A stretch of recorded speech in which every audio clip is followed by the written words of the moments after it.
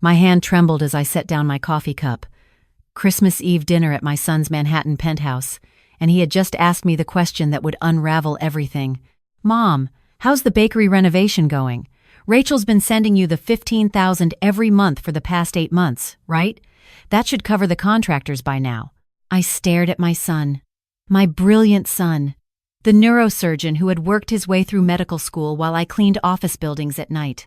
The boy who used to help me count pennies for groceries was now one of the most respected brain surgeons in New York. "What bakery renovation?" I whispered. "The bakery, Mom. Your dream. Rachel said you finally found the perfect location in Queens. She's been handling the transfers since April." I felt the room spin. My small apartment in Queens had no bakery, no renovation, no $15,000 a month.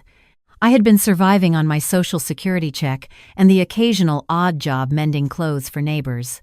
"Daniel," I said slowly, "I haven't received a single dollar. I don't know anything about a bakery renovation." My son's face went white. And that's when Rachel walked in, her Hermes bag swinging from her arm, shopping bags from Saks Fifth Avenue in both hands. "Merry Christmas, everyone!" "Oh, Eleanor, you're here early." She barely glanced at me before setting down her bags. "Daniel, darling, I found the most gorgeous earrings, only $12,000, but they're vintage Cartier." I looked at those shopping bags. I looked at my own hands, still rough from years of scrubbing floors. I thought about the canned soup I'd eaten for dinner 3 nights in a row because my Social Security check had to stretch until January. "Rachel," Daniel said, his voice dangerously quiet, "can you explain why my mother doesn't know anything about the bakery renovation?" Rachel's perfectly manicured hand froze mid-air. "What do you mean?" "Eleanor, we talked about this. Remember our phone calls? I explained everything about the contractors, the permits. We haven't spoken on the phone in 4 months, Rachel. You told me you were too busy." I watched my daughter-in-law's face cycle through several expressions: confusion, concern, then something else entirely. "You must be confused, Eleanor. Maybe it's your memory." "Daniel, your mother is getting older. Perhaps we should have her evaluated." I am 67 years old. My memory is sharper than my knees, which is to say, perfectly functional. I remember every birthday card my son sent me. I remember the exact date Rachel told me I wasn't welcome at their wedding rehearsal dinner because it was just for close family. I remember the Christmas 3 years ago when she suggested I was embarrassing Daniel in front of his colleagues with my working-class stories. "I may be old," I said, surprised by the steadiness in my voice, "but I am not confused. And I have never received any money from you, Rachel." Daniel stood up from the table. "Show me the transfer receipts." "Daniel, it's Christmas Eve. Can't this wait?" "Show me." Now. What followed was the longest 20 minutes of my life. Rachel pulled up her laptop with trembling fingers, claimed the banking app wasn't working, said she'd saved the confirmations somewhere else. My son, the man who performs 8-hour surgeries with steady hands, watched his wife's performance with growing horror. "There's nothing here," he finally said. "There are no transfers to my mother. There's nothing. That's impossible. The bank must have made a mistake. $120,000, Rachel. 8 months. And my mother has been eating canned soup while you buy $12,000 earrings?" I hadn't told him about the soup. I hadn't told anyone. But my son knew me. He knew I would never ask for help. Just like I never asked for help when his father died and left us with nothing but debt. Just like I never asked for help when I worked 3 jobs to keep him in school. "Daniel, let me explain." "Then explain." Rachel burst into tears. Beautiful tears, the kind that don't smudge expensive mascara. I was going to give her the money. I just needed to borrow it temporarily. My investment portfolio had a setback, and I knew you'd be upset, and I was going to pay it all back before anyone noticed. "Borrow it? You told me my mother was opening a bakery. You told me she was happy. You told me she finally had her dream." I thought about my dream. The small bakery I'd talked about for 40 years. Cinnamon rolls like my grandmother used to make, a little place where people could sit and feel welcomed. I described it to Rachel once, years ago, before I understood that she saw me as nothing more than an inconvenient reminder of where her husband came from. "I never wanted to hurt Eleanor," Rachel sobbed. "I love her like my own mother." I almost laughed. Rachel's own mother lived in a mansion in Connecticut and had never worked a day in her life. Rachel had made it very clear, in 100 small ways, that I was not the mother-in-law she had hoped for when she married a successful neurosurgeon. "Where's the money, Rachel?" "It's gone." "The investment." "I lost it. $120,000. Gone." My son's money, earned through years of training, through countless hours saving lives, given freely out of love for me, stolen by the woman he had trusted. Daniel didn't yell. He didn't throw things. He simply walked to the window and stared out at the Manhattan skyline, and I could see his shoulders shaking. "I think," I said quietly, "I should go home." "No." Daniel turned around. "You're staying here tonight. Rachel, I want you to pack a bag and go to your mother's." "Daniel, please, it's Christmas." "You stole from my mother. You let her struggle while you spent money on jewelry and handbags. You tried to make her think she was losing her mind. I want you out of my home." I watched my daughter-in-law gather her shopping bags, her vintage Cartier earrings, her designer coat. She left without looking at me once. That night, my son and I sat in his living room, 2 cups of tea growing cold between us. The Christmas tree sparkled with expensive ornaments, but the apartment felt empty. "I'm so sorry, Mom," he said. "I should have called you more. I should have known something was wrong. You're busy saving lives, Daniel. You can't be expected to monitor bank transfers. I sent that money because I wanted you to have your dream. After everything you sacrificed for me, I wanted to give you something." I reached over and took his hand, the same hand that had held mine at his father's funeral, the same hand that had waved goodbye when he left for college, the first person in our family to ever go. "You've already given me everything," I said. "You became a good man. That's all I ever wanted." The investigation took 3 months. Daniel hired a forensic accountant, then a lawyer. What they found was worse than we imagined. Rachel hadn't just taken the money meant for me. She had created an entire false narrative. Emails to Daniel about my progress on the bakery, fake photos of a storefront that didn't exist. She had even set up a GoFundMe page under my name, claiming to raise money for Eleanor's dream bakery and collecting donations from strangers who believed they were helping a sweet old lady achieve her lifelong wish. $17,000 from strangers, gone. The district attorney's office got involved when the fraud investigation revealed the GoFundMe scheme: wire fraud, identity theft, theft by deception. Rachel's expensive lawyers tried to negotiate, but the prosecutor was a woman named Patricia Chen, whose own grandmother had been scammed by a family member. "People like Rachel think they're untouchable," Patricia told me during one of our meetings. "They think money and connections will protect them. They're wrong." The trial lasted 2 weeks. I sat in the courtroom every day, watching my daughter-in-law in her designer suits try to explain away $137,000 in stolen money. Her lawyers argued she had a shopping addiction. They argued she was under stress. They argued that wealthy people sometimes made poor decisions. The prosecutor showed the jury the fake emails, the false photos, the GoFundMe page with my face on it, my name attached to words I never wrote. She showed bank records proving Rachel had spent the money on jewelry, handbags, and a secret apartment she used for shopping trips to the city. "This wasn't a mistake," Patricia said in her closing argument. "This was a calculated scheme to steal from a vulnerable elderly woman while simultaneously stealing from compassionate strangers who wanted to help." Rachel Montgomery didn't just take money. She took trust. She took a son's love for his mother and weaponized it. The jury deliberated for 6 hours. Guilty on all counts.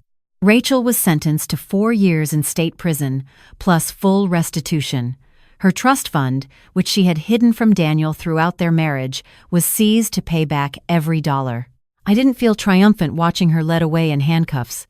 I felt tired and sad and somehow older than my 67 years. But Daniel was there. He held my hand as we walked out of the courthouse, just like I had held his hand walking him to kindergarten all those years ago. "I have something to show you," he said. We drove to Queens, to a street I knew well. It was 3 blocks from the apartment where I'd raised him alone, where I'd taught him to read and to cook and to treat people with kindness regardless of their bank accounts. There was a storefront, small, with big windows, a faded for lease sign that had been there for years. "I bought it," Daniel said. "It's not much, but it has a good kitchen, and there's an apartment upstairs. I thought maybe you could live there, above the bakery. If you want it, I couldn't speak. I stood on that sidewalk, staring at the empty windows, imagining them filled with the warm glow of my grandmother's recipes: cinnamon rolls, apple strudel, the poppy seed bread my mother used to make. "You don't have to decide now," Daniel said quickly. "If it's too much, if you'd rather I just give you the money and let you travel or rest or whatever you want." I just thought after everything, "It's perfect," I whispered. "It's absolutely perfect." The renovation took 8 months. Real contractors this time, with real permits and real invoices. Daniel offered to pay for everything, but I insisted on contributing my savings. All $3,000 of it. "Mom, I have the money. Let me do this. It's my bakery. My dream. I need to have something of myself in it." He understood. He always understood. I learned to use an industrial mixer at 67. I learned about commercial ovens and health inspections and the nightmare of New York City permits. Some days my back ached so badly I thought I couldn't continue. Some days I burned everything I touched and cried in the tiny kitchen. But I kept going. Because that's what you do when life gives you a second chance. You keep going. The bakery opened on a Tuesday in March. I named it Margaret's, after my grandmother who taught me to bake. Daniel was there for the ribbon cutting, along with a handful of neighbors and the reporter from a local Queens newspaper who thought an elderly widow opening her dream bakery made a nice human interest story. The first customer was a little boy with his mother. He pressed his nose against the glass display case and pointed at the cinnamon rolls. "Those smell like my grandma's house," he said. I gave him one for free. His mother tried to pay, but I shook my head. "First customer discount," I said. "Come back tomorrow and I'll charge you double." She laughed. They came back the next day, and the day after that. Word spread slowly, the way good things do. The cinnamon rolls became famous in the neighborhood. People started lining up on Saturday mornings. A food blogger wrote a review that called my apple strudel transcendent. I hired help. Maria, a single mother from the Dominican Republic who reminded me of myself at 30. She was working 3 jobs when I met her, just like I had done. I paid her well and gave her flexible hours so she could see her children. "Why are you so good to me?" she asked one day. "Because someone was good to me once," I said, "and because we take care of each other. That's how it works." Daniel came by every Sunday. We'd close the bakery early and sit in the little apartment upstairs, eating whatever hadn't sold and talking about nothing in particular. He told me about his patients, the surgeries that went well, and the ones that haunted him. I told him about the customers, the regulars who had become friends, the small dramas of running a bakery in Queens. "Are you happy, Mom?" he asked one Sunday, about a year after the opening. I looked around my small apartment. The furniture was nothing special. Most of it secondhand. The view was a brick wall. The floors creaked, and the radiator made strange noises at night. But downstairs was a bakery filled with the smell of my grandmother's cinnamon rolls. Outside were streets I had walked for 40 years, filled with people who knew my name. And sitting across from me was my son, the good man I had raised alone, who loved me enough to fight for me. "I'm happy," I said. "I'm finally happy." He smiled, and for a moment he looked exactly like his father. Thomas had been a dreamer too, always talking about the things we would do someday, the places we would go. He died before any of those dreams came true, but he left me Daniel. And Daniel had given me this. "I have some news," he said. "I'm seeing someone, a nurse from the hospital. Her name is Grace. Tell me about her. She's kind, funny. She volunteers at a food bank on weekends. She's nothing like Rachel.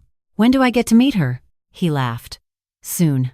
I wanted to make sure it was serious first, and I wanted to warn her about you." "Warn her?" "That you're going to try to feed her until she explodes, and that you'll probably ask her about her intentions within 5 minutes of meeting her." I would never do that. "Mom, you asked Rachel about her 5-year plan during the first course of our first dinner together." I had forgotten that, or maybe I had chosen to forget. Rachel had answered perfectly, of course. She always said the right things. It had taken years to see that the right things and the true things were not always the same. "I'll behave," I promised, "but I'm definitely going to feed her." Grace came to the bakery the following Sunday. She was 34, with kind eyes and calloused hands. She ate 3 cinnamon rolls and asked for the recipe. "Family secret," I said, "but if you marry my son, I might consider sharing." "Mom!" Daniel's face went red. Grace just laughed. "I'll keep that in mind." She didn't ask about the money or the trial or my famous daughter-in-law who was currently serving time in state prison. She asked about the bakery, about my grandmother, about the neighborhood. She listened to my stories about raising Daniel, about the hard years and the good years, about the dream that had taken 67 years to come true. When they left that evening, she hugged me. A real hug, the kind that means something. "Thank you for raising such a good man," she whispered. I watched them walk down the street together, hand in hand.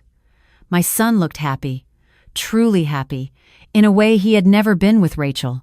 2 years later, I attended their wedding. A small ceremony in the hospital chapel where they had met. No elaborate decorations or expensive dresses, just family and friends, and a reception catered by my bakery. I made the wedding cake myself, 3 tiers, with the buttercream frosting my grandmother used to make. It took me 14 hours and caused 3 separate arguments with Maria, who insisted I was going to destroy my back. "Worth it," I said, watching my son feed a piece to his bride. Grace's parents were there, middle-class people from Ohio who had worked hard their whole lives. Her father was a retired electrician, her mother a former schoolteacher. They treated me like family from the moment we met. "Your son saved my husband's life," Grace's mother told me at the reception. "He had a brain tumor 2 years ago. Daniel was his surgeon. That's how Grace met him." I hadn't known that. Daniel never talked about his successes, only his failures. "He's a good man," I said. "Because you raised him to be. I can see it in everything he does." A year after the wedding, Grace came into the bakery alone. It was a Tuesday afternoon, slow and quiet. She ordered tea and sat at the counter, watching me roll dough. "I'm pregnant," she said. I dropped the rolling pin. "We wanted you to be the first to know." "Well, second. Daniel's basically been doing a happy dance since we found out." I came around the counter and hugged her, flour-covered hands and all. She was laughing and crying at the same time, and so was I. "A grandmother," I kept saying. "I'm going to be a grandmother. We want to name her Margaret. After your grandmother, if that's okay." It was more than okay. It was everything. Little Margaret was born on a snowy January morning. I was at the hospital, pacing the waiting room like a nervous wreck, when Daniel came out with tears streaming down his face. "She's beautiful, Mom. She's absolutely beautiful." I held my granddaughter for the first time an hour later. She was tiny, red-faced, with a tuft of dark hair and her father's nose. She looked up at me with unfocused eyes, and I fell completely in love. "Hello, little one," I whispered. "I'm your grandmother. I'm going to teach you to bake, and to be kind, and to never let anyone tell you what you can't do." She grabbed my finger, such a small hand, but with a surprisingly strong grip. "She likes you," Grace said from the bed, exhausted but glowing. "Of course she does. I'm very likable." Daniel laughed. "Modest, too." I stayed with them for the first month, helping with feedings and laundry and the 1,000 small tasks that come with a newborn. Maria ran the bakery, sending me daily updates and occasional complaints about customers who didn't understand that good bread takes time. It was during one of those late-night feedings, Margaret asleep in my arms while Grace finally got some rest, that I thought about Rachel. I had heard she was out of prison now. Early release for good behavior. Daniel had mentioned it briefly, then changed the subject. I didn't know where she was living or what she was doing, and I found that I didn't particularly care. She had stolen money from me. She had tried to make me think I was losing my mind. She had taken my son's trust and shattered it. But sitting in that quiet nursery, holding my granddaughter, I realized that she had also given me something. Not intentionally, of course.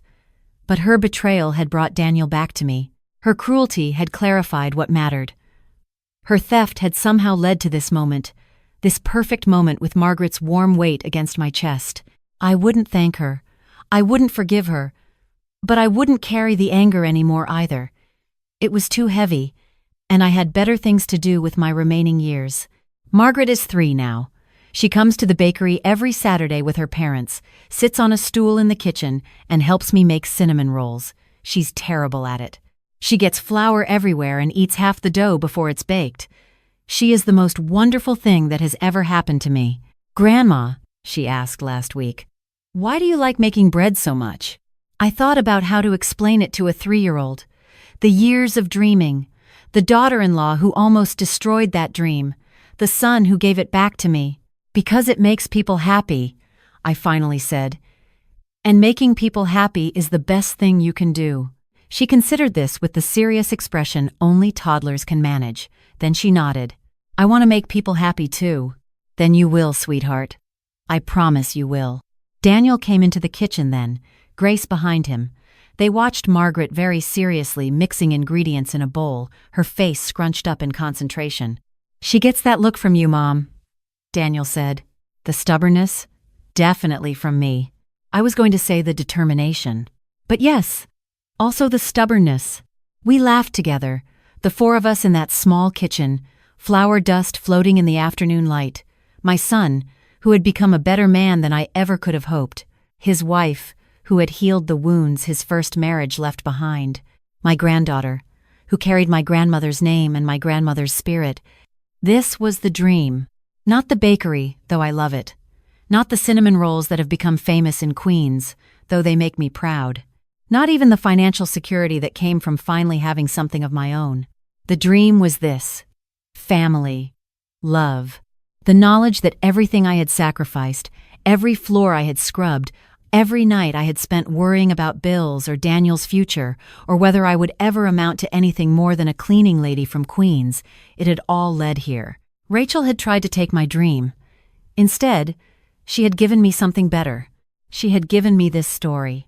A story of a son who loved his mother enough to fight for her. A story of justice prevailing over greed. A story of an old woman who refused to give up on her dreams, even when everyone expected her to. Margaret looked up at me, dough smeared on her cheeks. Grandma, I love you. I love you too, sweetheart. And I meant it with everything I had. Every year of struggle, every moment of doubt, every dream deferred, and finally realized. This was my happy ending. Not perfect, because nothing ever is, but real and mine. And that was enough. That was more than enough. That was everything.